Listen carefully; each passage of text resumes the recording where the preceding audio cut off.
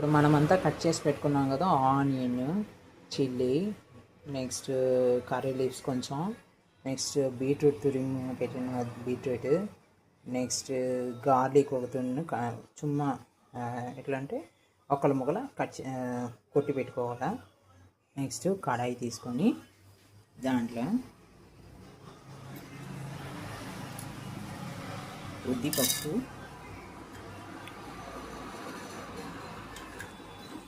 శనగలు,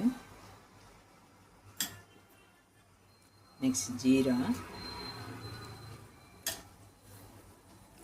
and next కొంచెం ఆవాలు. అసలు చిటపెట అనేసి సౌండ్ వచ్చింది కనుక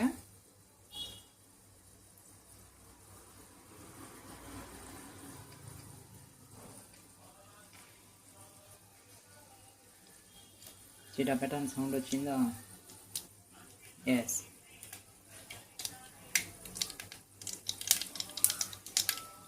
చిటపటాన్ని వేగిన తర్వాత onion, curry leaf, next green chilli అంతా వేసి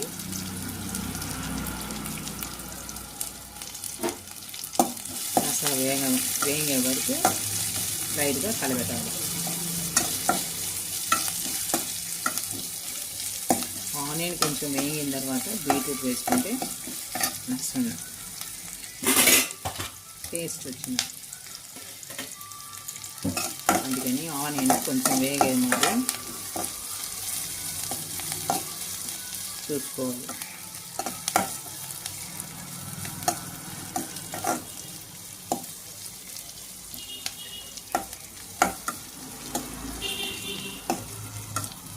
ఆనియన్ వేగిందా? ఇంకా కొంచెం ఓకే, చాలు. ఆనియన్ వేయండి, కొంచెం జాస్తి వేగక్కర్లే, ఎందుకంటే మనం ఇప్పుడు బీట్రూట్ కూడా ఫ్రై చేయాలి కాబట్టి ఆనియన్ కొంచెం వేయించాలి. ఇప్పుడు మనం చూరించి పెట్టుకున్న బీట్రూట్ని వేసి